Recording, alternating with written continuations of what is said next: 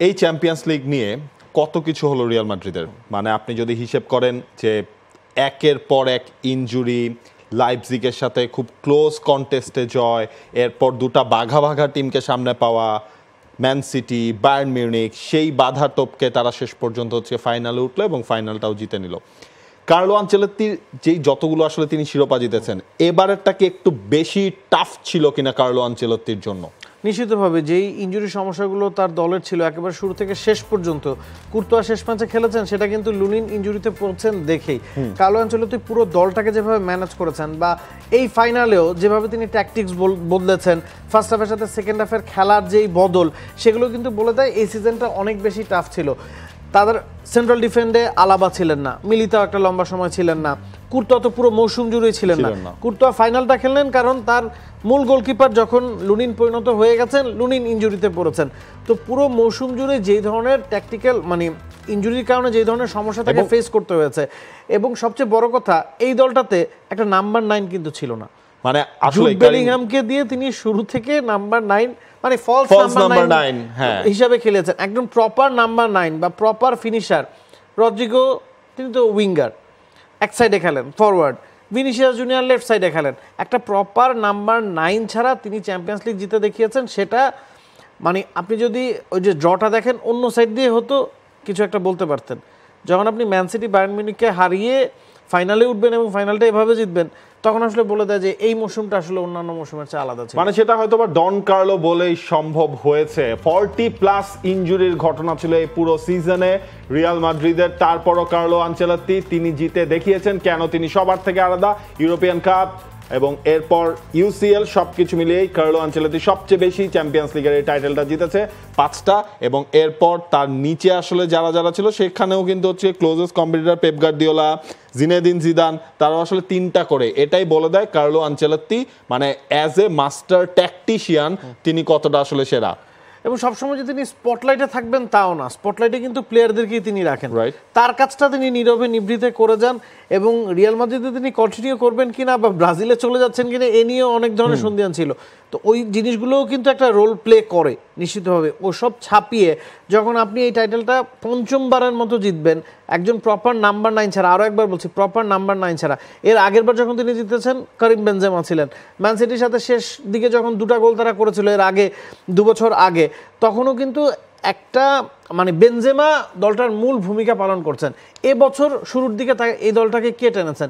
Jude Bellingham, যিনি প্রথমবারের মতো রিয়াল মাদ্রিদে খেলতে এসেছেন বরুশিয়া ডর্টমুন্ড থেকে, প্রথমবারে এসেই বাজিমাত করেছেন, এবং শেষের দিকে গিয়ে কিন্তু জুড বেলিংহামকে আমরা অত গোল করতে দেখিনি। এর কারণ কি জুড বেলিংহামের ফর্মটা কমে গিয়েছিল? না, এর কারণ জুড বেলিংহামের রোলটা ডিফারেন্ট হয়ে গিয়েছিল। জুড বেলিংহামকে ডিফেন্সিভ ওয়ার্কে অনেক বেশি সহায়তা করতে হয়েছে, এবং শুরুর দিকে যখন রদ্রিগো ভিনিসিয়াসের সাথে জুড বেলিংহামের কেমিস্ট্রিটা জমে গেছিল তখন তাকে ওইভাবে খেলানো হয়েছে। পরে সময়ের সাথে সাথে কিন্তু ওই জুড বেলিংহামকে, যিনি একের পর এক গোল করছেন, যিনি একের পর এক ম্যাচে দলকে বাঁচাচ্ছেন, তার রোলটাকেও রিভার্স করা হয়েছে। এবং ফাইনালের জন্য আরো একজনের কথা না বলে নয়, সেটা হচ্ছে ভিনিসিয়াস জুনিয়র। গেল ফাইনালে তিনি গোল করলেন। এর আগে রিয়াল মাদ্রিদ যেবার লিভারপুলকে হারিয়েছিল 21-22 চ্যাম্পিয়ন্স লিগে, সেই ফাইনালেও কিন্তু একমাত্র গোলটা আসলে তার কাছ থেকেই ছিল। সেই ভিনিসিয়াস জুনিয়র তিনি কতটা পরিণত হয়েছেন সেটা যদি আমরা একটু দেখি। এই সিজন রিয়াল মাদ্রিদের হয়ে চ্যাম্পিয়ন্স লিগে তার 6টা গোল রয়েছে, 5টা অ্যাসিস্ট রয়েছে। রিয়াল মাদ্রিদের হয়ে টপ স্কোরার তিনি চ্যাম্পিয়ন্স লিগে। আপনি যদি টোটালটা হিসাব করেন, রিয়াল মাদ্রিদ হচ্ছে সব মিলিয়ে 13টা ম্যাচ খেললো। 13টা ম্যাচে তারা কিন্তু আসলে যে খুব বেশি গোল দিয়েছে সেটাও কিন্তু নয়, সব মিলিয়ে তারা 26টা গোল দিয়েছে এবার চ্যাম্পিয়ন্স লিগে। হ্যাঁ, এবং সেখানে হচ্ছে কি আপনার জুড বেলিংহাম, এরপর হচ্ছে কি হোসেলু গোল দিয়েছেন, তারপর রড্রিগোর গোল ছিল।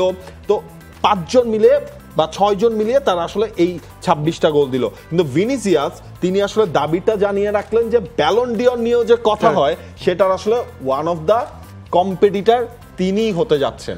ওয়ান অফ দ্য বলতে তার কম্পিটিশনটা আসলে কার সাথে? এখন পর্যন্ত আপনি যদি ক্যালকুলেশন করেন নিশ্চিতভাবে জুড বেলিংহামের সাথে কম্পিটিশনটা আছে। জুড বেলিংহাম প্রথম মৌসুমে এসে শুরুর দিকে ভালো করেছেন, ভিনিসিয়াস কন্টিনিউয়াসলি ভালো ভালো করে যাচ্ছেন এবং রিয়াল মাদ্রিদের এখনকার খেলাটা কিন্তু পরিচালনা হয় ভিনিসিয়াস জুনিয়রের মাধ্যমেই। যখনই রিয়াল মাদ্রিদ বিপদে আছে তারা কিন্তু ওই লেফট সাইড দিয়ে অ্যাটাকে যায়, বা যখন তারা ভালো করছে তখন আমরা রদ্রিগোকে দেখি ডান সাইডে শুরু করলেও লেফট সাইডে ভিনি জুনিয়রকে সাপোর্ট করতে চলে আসেন এবং 1-on-1 পজিশনে তিনি কতটা ভয়ঙ্কর। কালকে ফার্স্ট হাফের খেলায় ম্যাথ সামেলস একবার তাকে চ্যালেঞ্জ করে সেই চ্যালেঞ্জটা জয়ের পর ম্যাথ সামেলের মানে সেলিব্রেশনটাই বলছিল যে তাদের মূল টার্গেট ভিনিসিয়াস জুনিয়রকে আটকানো।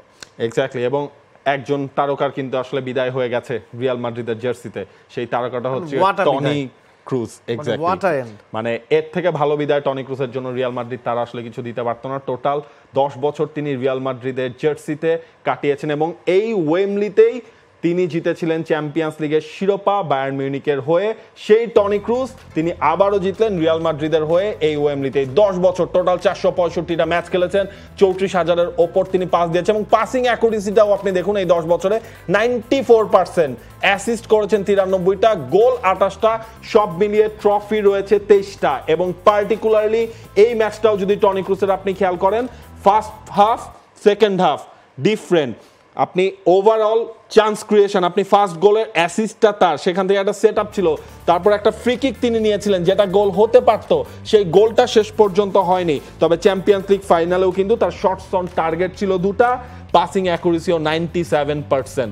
তিনি তার কাজটা করে গেছেন, সাইলেন্ট হিরো। 10 বছর পরেও একজনের পাসিং অ্যাকুরেসি 94% এবং ক্যারিয়ারের শেষ ম্যাচে তার পাসিং অ্যাকুরেসি চ্যাম্পিয়ন্স লিগের ফাইনালে 97%।